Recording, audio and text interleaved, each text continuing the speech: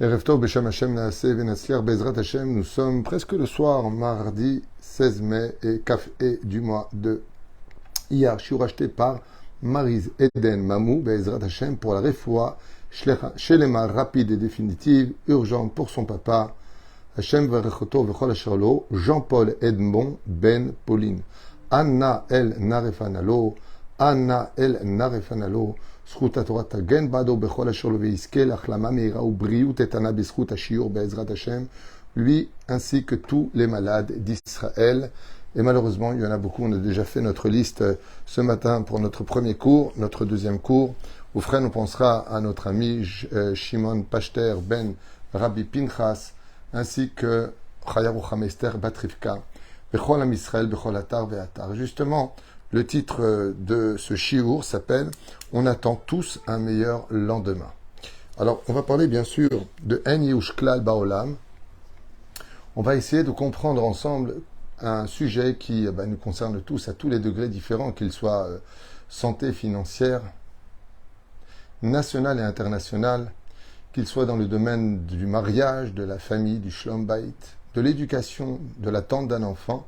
Tous autant qu'on est à des degrés différents et des demandes différentes, nous attendons tous un meilleur lendemain.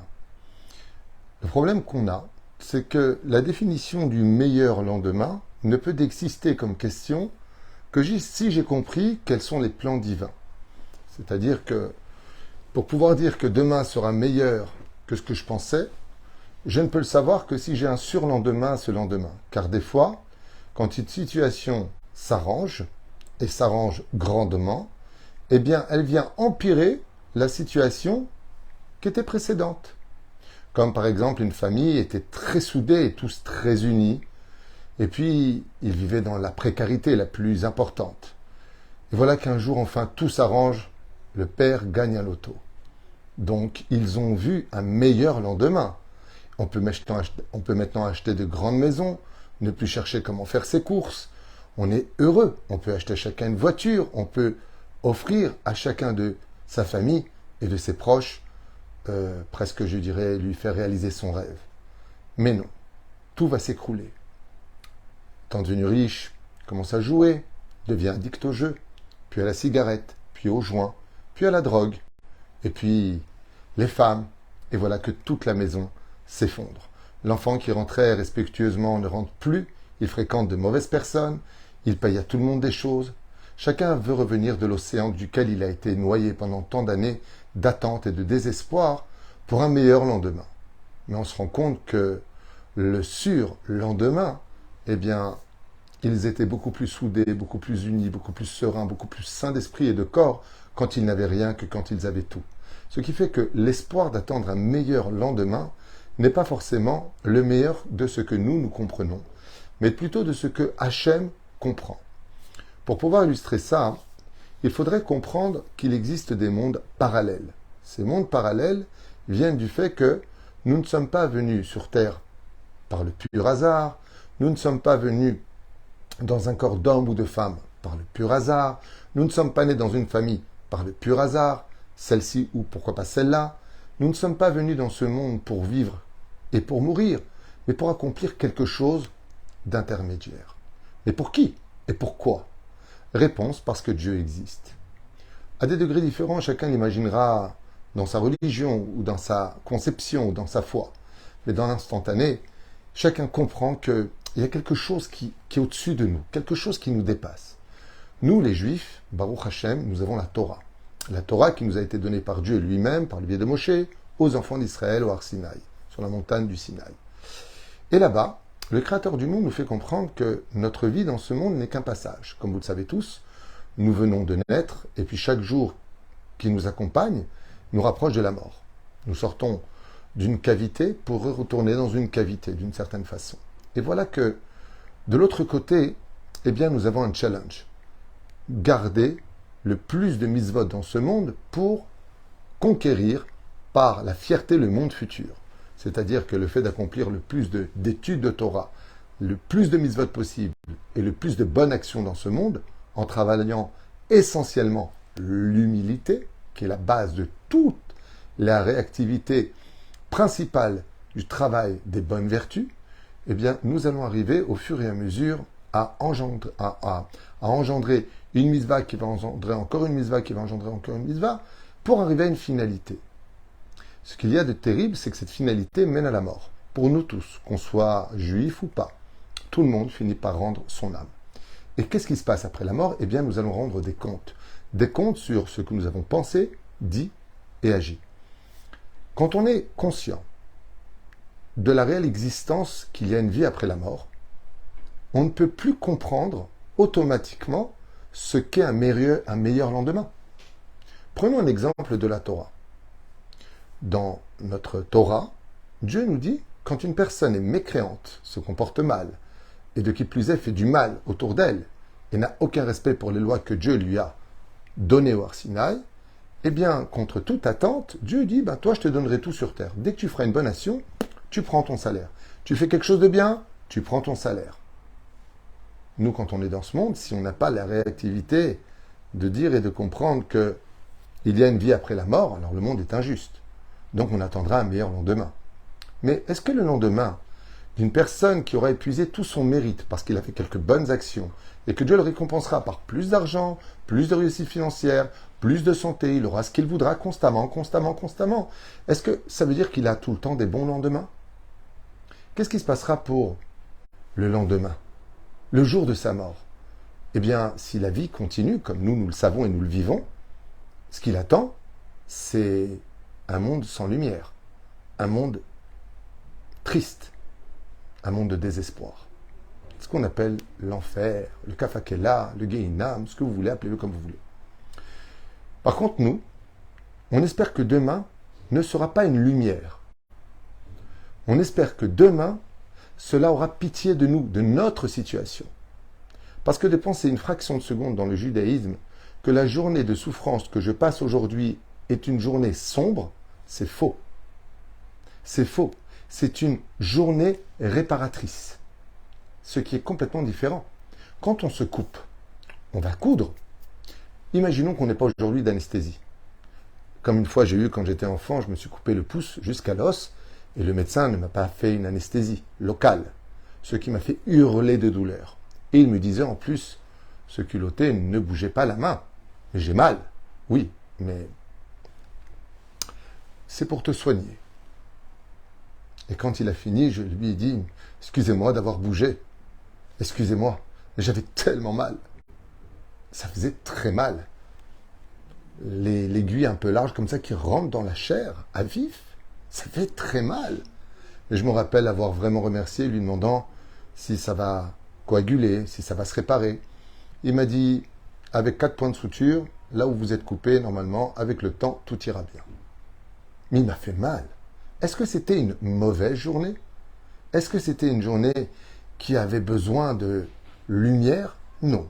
C'est une journée où j'ai eu un accident, je suis tombé sur une verrière, et donc le médecin m'a réparé. La réparation passe des fois par des douleurs intenses, moins importantes, ou bichlal, légères. Mais quoi qu'il advienne, la journée qu'on passe au niveau de notre esprit va prendre la dimension qu'on voudra lui donner.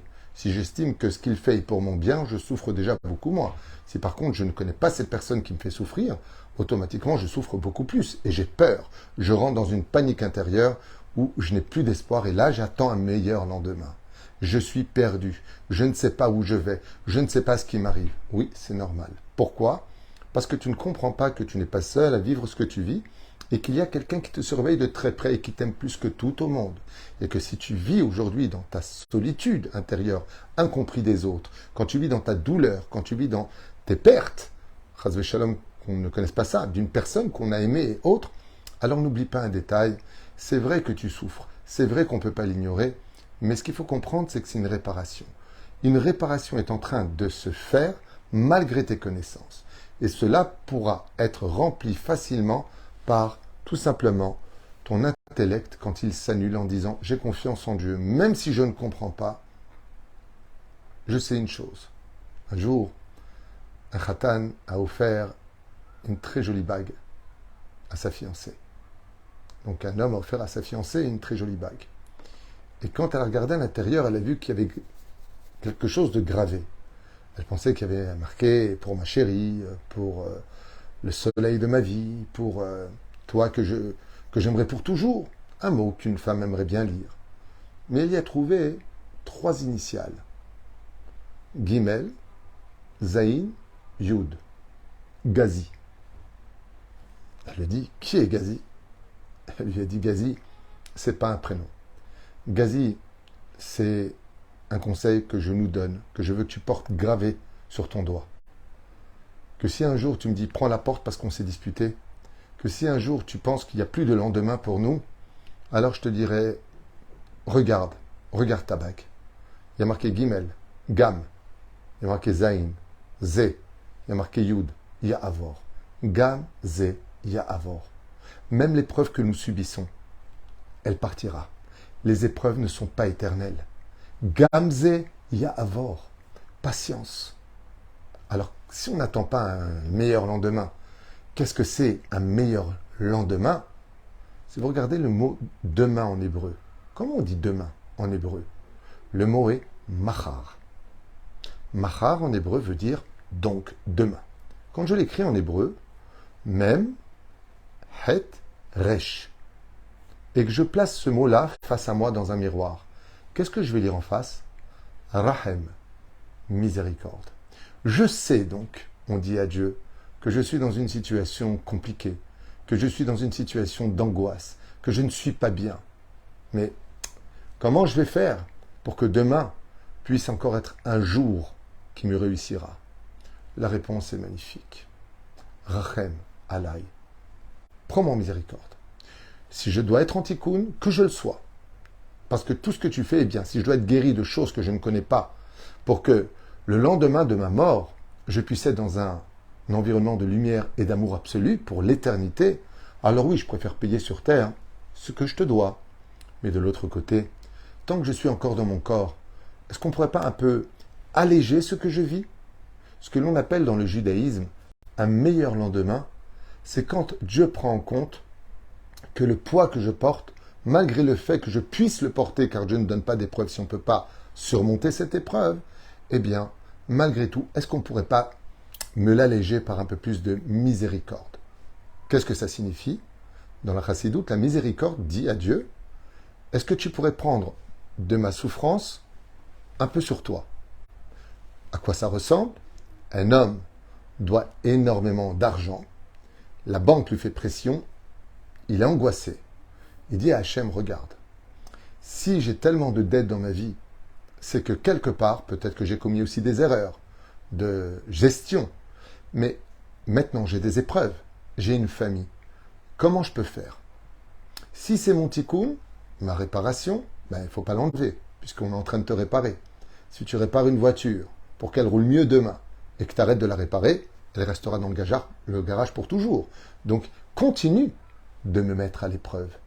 Continue de me mettre ma réparation en application. Ne t'arrête pas, Hachem, parce que je sais que tu ne fais pas de mal. Tu me guéris de quelque chose que je ne connais pas, que je ne comprends pas. Mais est-ce que peut-être que Mahar, demain, si je te parle à toi, je m'adresse à toi. Donc, panim el panim, comme dans la Mida, quand nous prions, nous nous tournons vers Jérusalem, là où se trouve la Shekhinah, la présence divine, et nous parlons à Hachem. Panim el panim, face à face, debout. Et donc, qu'est-ce qu'on lui dit à Dieu?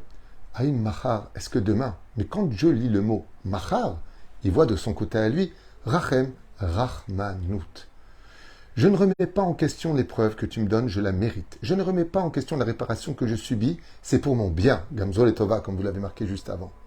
Mais, comme il n'y a pas de mitzvah de trop souffrir, est-ce que tu pourrais prendre sur toi un peu de ma dette, puisque tu es mon Père, puisque tu es miséricorde, Dieu?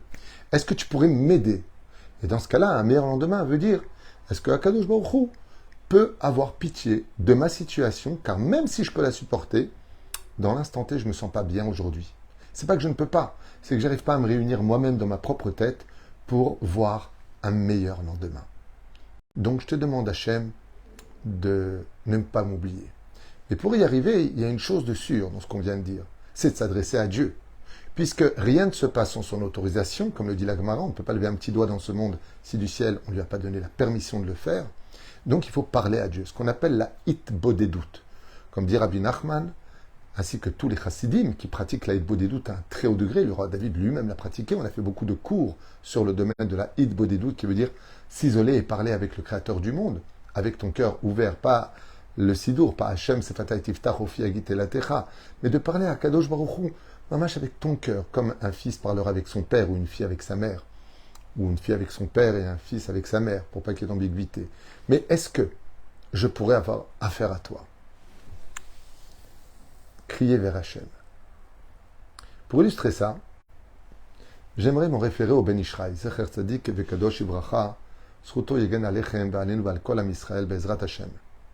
À propos de la fête de Rosh Hashanah, où on va demander à Dieu de prendre pitié de notre existence, de ce que nous sommes. Regardez ce qui se passe dans les mesures du chauffard. Nous avons un chauffard, qui est une corne de bélier, ou d'autres animaux sauf la vache, qui soit pur. Puis nous allons prendre ce bélier, puis nous allons, une fois qu'il est mort, lui couper la corne. Je ne sais pas si vous avez remarqué, mais l'odeur est nauséabonde. La corne du bélier, la graisse qui s'y trouve, sent extrêmement mauvais. C'est insupportable. Il va falloir la nettoyer. Ainsi, des fois, quand on faute, l'intériorité de notre corne, c'est-à-dire de notre corps, sent extrêmement mauvais. Il va falloir qu'on répare ça. Il va falloir qu'on enlève ces mauvaises odeurs. Car chaque péché que nous faisons, chaque mauvaise action, si vous préférez, que nous faisons, est une mauvaise odeur qui s'habille sur notre âme. Et notre âme sent mauvais. On ne pourra pas s'approcher donc de Dieu parce qu'on sent mauvais et qu'on est sale. Donc il faut se nettoyer. On nettoie la corne. Une fois qu'on nettoie la corne, il va falloir limer la corne parce qu'elle est difforme. Quelque part, elle n'est pas dite d'être un chauffard. Donc on va commencer à la limer en haut, puis la limer en bas. Et puis en même temps, on va commencer à percer l'ouverture pour pouvoir souffler dedans. On va limer et reformer l'entrée et la fin du chauffard. À l'intérieur, on ne touche à rien. Mais à l'intérieur et à l'extrémité à droite, à l'extrémité à gauche, on travaille le chauffard. Ainsi donc, le bout du tunnel, je voudrais bien voir le bout du tunnel dans ma vie, il est limé, il est travaillé. Ça, c'est le travail que fait Akadosh Baruch Hu. Il nous a fait rentrer dans ce monde par une cavité. Un enfant vient de naître à l'hôpital. Et on finit dans ce monde par rentrer dans une autre cavité qu'on appelle la tombe. Mais dans ce couloir, il fait sombre. Qu'est-ce que fait l'artisan qui prépare le chauffard? Il le met en général dans de l'arak ou un alcool extrêmement fort. Il le laisse tremper à l'intérieur, le chauffard, pour que les odeurs disparaissent parce qu'elles sont vraiment très, très, très empreintes. Ainsi donc, quand nous faisons un péché, il est vraiment sur nous. Il a du mal à nous lâcher. Il est accroché comme avec des griffes sur nous, à nous influencer à en faire d'autres péchés, pour être plus nombreux, jusqu'à nous aveugler et ne même plus penser qu'on a de l'espoir pour un meilleur lendemain. Je suis ce que je suis un bandit, je suis un rachat, je suis un ceci, je vaux rien. De toute façon, j'ai plus rien à perdre. Tu te trompes. Tu n'es que dans le couloir obscur du chauffard. Chauffard qui vient du mot sheprou ma'asechem. Sheprou l'ishtaper en hébreu veut dire s'améliorer. Avance. Avance jusqu'à demain. Ne te suicide pas ni psychologiquement et encore moins physiquement. Juste avance. Mais on remarquera quelque chose de très sympathique sur la mesure du chauffard. Le Ben Ishraï nous dit que pour qu'un chauffard soit cachère, il faut que quand tu le prends dans ta main, le chauffard dépasse à droite et à gauche de ta main. C'est curieux comme mesure, non? On aurait dû dire, le chauffard, il doit faire 12 cm. Parce que la paume d'une main, quand je la ferme, en moyenne, fait entre 8 et 9 cm. Des fois 7 cm. Donc c'est ce qu'on appelle en hébreu un téphar. Il y a une mesure qui existe. Pourquoi ne pas dire un peu plus grand qu'un téphar? Pourquoi ne pas dire un peu plus grand qu'un téphar? Réponse très belle du Ben Ishraï, qui nous dit, je vais te dire pourquoi. Parce que si on parlait d'une mesure de centimètres, on oublierait le pourquoi je parle du chauffard. Donc c'est que le Ben Ishraï nous demande d'observer ce qui dépasse de notre main pour qu'il soit cachère. Et qu'est-ce qui se passe? Eh bien c'est simple. De mon côté à moi, où je vais souffler dans le chauffard, l'ouverture est toute petite pour que je puisse y introduire mon souffle, mon soupir, là où je suis pas bien. Je puisse communiquer par un soupir Tut. Si c'est large, je ne peux pas m'en sortir. On ne peut pas souffler dedans. Ce qui fait que de mon côté à moi, quand je m'exprime dans mes souffrances, je parle avec un côté qui est tsar. Mais Zemachekatouv, du côté du chauffard, qui est du côté vers ma bouche, eh bien, c'est très étroit. Pour dire que je suis dans l'étroitesse d'une situation qui m'étouffe, au point de ne plus avoir de paroles à dire. Alors, qu'est-ce qu'il me reste à faire? Soupirer. Dire à Kadosh Baruch Hu, à l'image de celui qu'on ne peut plus, je souffle dans le chauffard. Il n'y a pas besoin d'attendre Rosh Hashanah pour souffler dans le chauffard de la connexion entre un homme et son créateur. Le chauffard est une mitzvah prescrite pour Rosh Hashanah et Kippour seulement. Mais toute l'année, il existe un chauffard spirituel qu'on ne voit pas, qui est celui de notre souffle, Kol Neshamat Alléluia, Alléluia, qui est celui de parler avec Dieu. Et voilà que de l'autre côté, qu'est-ce qu'on y voit dans le chauffard? Eh bien, le chauffard est large, très large. Et le son est beaucoup plus fort quand on l'entend sortir que le souffle qu'on lui a insufflé. Nous, on a fait... Et de l'autre côté, ça fait... Tut. Wow. Lama. Amar David Amelech alav shalom. Mina metzar karatiya. Aneni bamerchavia. Je traduis. Min hametzar. De l'étroitesse, de l'épreuve dans laquelle je suis, karatiya. Je t'ai appelé toi, Dieu. Aneni, réponds-moi. Bamerchavia. Sur une large réponse. Quand je prends le chauffard de ce côté-là, il est très étroit dans mon monde à moi. Mais quand le chauffard monte vers le ciel, je sais que Dieu a toutes les solutions. Et je lui dis, donne-moi une réponse qui soit large.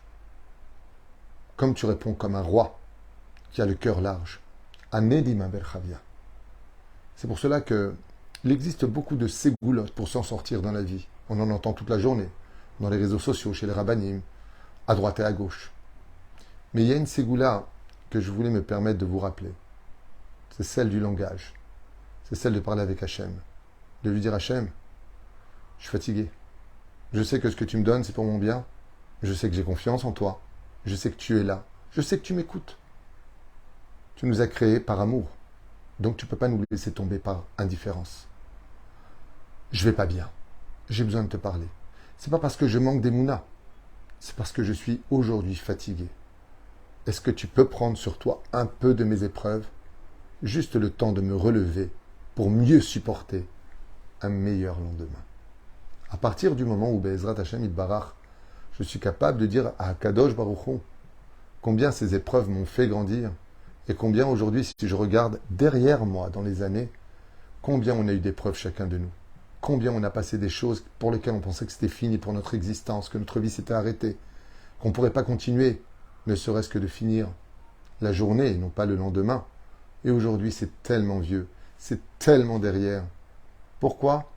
Parce que si je suis capable de crier vers Dieu, si je suis capable de croire vraiment en Dieu, si je suis convaincu que tout est pour notre bien, si je vis que ce que je passe en ce moment, c'est une épreuve pour me réparer, alors je suis certain qu'au bout du tunnel, eh bien la récompense de ma patience, de ma foi et de ma tolérance sera beaucoup plus large à l'image du chauffard que la situation dans laquelle je me suis trouvé le jour où je t'ai appelé. Hayom Am Israël, comme on a pu le constater au fur et à mesure des années, est passé par d'énormes épreuves. Notre monnaie aujourd'hui est forte, notre pays est bien sécurisé, nous avons une relation internationale plutôt bonne et mauvaise, mais ça va en s'améliorant dans beaucoup de pays. Il y a eu la Brit Avraham, l'alliance d'Avraham avec des pays arabes. Notre pays, Baruch Hashem, construit. Notre pays évolue malgré toutes les difficultés encourues ici. C'est dur de vivre en Israël, mais c'est un plaisir. Et malgré tout, on est Chai Vekayam. Et on attend quoi? La Géoula. Et la Géoula, elle est provoquée par qui? Par nous. Elle est provoquée par nous si on est capable de la vivre nous-mêmes, pour nous-mêmes. Alors viendra la Géoula. c'est parce que je crois Be'emouna Shlema, ça veut dire j'adhère à cela, que je sais que je n'aurais jamais souffert tout ça si ce n'était pas pour mettre la vie au monde. À quoi servirait notre vie vécue si après la mort il n'y avait rien? Et je ne pourrais savoir que si demain est meilleur quand je serai au courant de ce que après-demain m'a réservé. Après-demain faisant allusion à après la mort. Perouche Hadavar, seul Dieu connaît le pourquoi, le comment et la finalité de chacune de nos épreuves dans ce monde. Il faut juste être patient. Alors comment je fais? Je me tais et c'est tout? Je ne peux plus supporter. Parle avec le patron. Sors de ton univers, sors de l'ambiance dans laquelle tu vis et parle avec Hachem. Daber im Akadosh Baruch Hu, Daber im Boré Olam, Daber mi'alev im Akadosh Baruch Hu. Parle avec ton cœur vers Hachem. Comme je l'ai déjà expliqué dans un cours, si vous voyez la forme du chauffard, elle forme exactement la moitié du cœur. Et vous savez pourquoi la moitié? Parce que dès que tu appelles Hachem avec sincérité, lui vient compléter l'autre partie du cœur. Boré Olam Oev Otra. N'oublie jamais ce que je viens de te dire. Qui que tu sois comme créature, qui que tu sois dans n'importe quel pays, n'oublie jamais que Dieu t'aime. Dieu compte sur toi. Et de dire qu'on croit en lui ou de chanter en son honneur avec toutes sortes de cérémonies religieuses n'indique en rien que tu pries le bon Dieu, le vrai Dieu. Tu peux te tromper d'adresse. Là où tu ne te tromperas pas d'adresse, c'est quand tu lui auras prouvé avec dévotion que le Dieu unique qui créa le ciel et la terre t'aime, veut ton bien, et que ces épreuves ne sont que réparatrices, et que tu ferais mieux de t'annuler pour mieux comprendre. Car en réalité, les réponses sont dans la simplicité de ton être. Plus tu seras quelqu'un de humble, plus tu seras quelqu'un de bon, plus tu seras quelqu'un de généreux, plus tu comprendras que ce que tu as, c'est déjà qu'un cadeau, et non pas « je mérite mieux », et plus tu comprendras les desseins divins. En réalité, toutes les réponses à nos questions se trouvent en nous, parce que Dieu est avec nous. Et si Bezrat Hashem Yitbarach, on était capable d'être juste patient, de plus étudier la Torah, de plus s'entraider les uns les autres, de prendre sur soi, de cesser de parler des uns des autres, on aurait fait un silence qui aurait donné un espace dans lequel le Créateur du monde aurait pu nous dire « Maintenant, je vais t'expliquer ce que tu n'avais pas compris. » Mais quand je fais beaucoup d'amalgame dans ma vie, quand je mets les nerfs en application, quand mon émotion l'emporte sur ma raison, alors je remplis toute l'atmosphère. Et même quand Dieu veut nous répondre à ce moment-là, eh bien, il nous dit « Tu n'arrêtes pas de parler. Alors, où veux-tu que je te réponde ?» Patience, veshtika. Bezrat Hashem, on a le mérite de toujours nous adresser à celui qui a les clés de tous nos problèmes, de parler avec Hashem. Vous savez, Baba Saleh Zecher Tzadik Bekadosh Ibracha, quand il voulait vraiment prier Hashem, il voulait le voir. Il disait à son chauffeur « Emmène-moi au kotel, je veux parler à Dieu. » Il allait au kotel à Maharavi. Il se tenait à 70 cm du kotel parce qu'on ne sait pas exactement où est la Gdusha par rapport au mur. Et il priait Hashem. Et il parlait. Il y a une femme qui est venue me voir, elle est orpheline, elle a comme ça et comme ça, il faut lui trouver un zévoug, il y a comme ça, il y a celui qui est comme ça. Il parlait avec Hashem. On aurait pu penser que c'est un fou parce qu'il parle avec un mur. Non.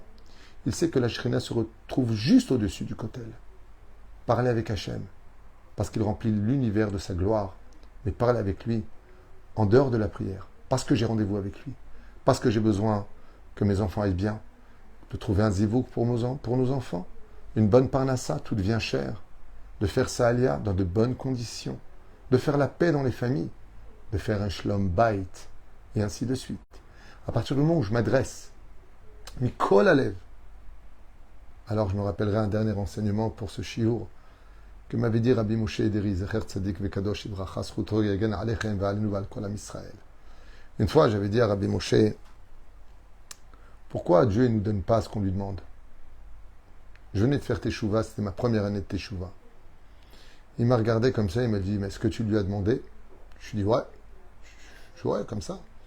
Il m'a dit, non, est-ce que tu lui as vraiment demandé? Je lui ai dit, ça veut dire quoi vraiment demander? Il m'a dit, est-ce que tu lui as demandé comme quelqu'un qui le vivait comme étant vital pour toi? Je lui ai dit non. Non, j'ai demandé avec mes lèvres. Il m'a dit, il faut demander avec ton cœur. Et là, tu verras des réponses. et un meilleur lendemain, selon les plans divins, pour le meilleur de nous, pour un après-demain dans le repos de la lumière éternelle, car si on n'a pas compris que tout ce que nous vivons dans ce monde est relié au monde futur, alors on souffrira beaucoup. Et comme l'a dit un jour un grand chassid, celui qui a compris qu'il est né dans ce monde pour beaucoup souffrir, pour gagner du mérite, ne souffrira pas beaucoup. Mais celui qui est né dans ce monde en disant « moi je fais tout pour ne jamais souffrir », alors qu'il sache qu'il souffrira beaucoup. En d'autres termes, la souffrance dépend essentiellement de ton état mental. Si tu estimes que la vie, Bezrat Hashem, vaut le coup d'être vécue, qu'il y a un prix à payer pour cela, que tu as confiance en Dieu, et que tout cela c'est que pour ton bien, car on ne peut pas avoir de grade dans ce monde si bien sûr on n'a pas eu le parcours du combattant. Ne pas confondre entre les épreuves et les punitions, même si elles sont reliées à un très haut degré. Shnizke Yeshuot Venechamot, Briut Etana Richut Yamim Veirat Shamayim Be'ezrat Hashem Itbarach, à la Shem Atov, pour qui nous avons fait ce shiur, Jean-Paul Edmond Ben Pauline, Fouach Lemat Tzadik. Vous avez tout de suite après un deuxième shiur Be'ezrat Hashem dans 5 minutes. Toda Rabba.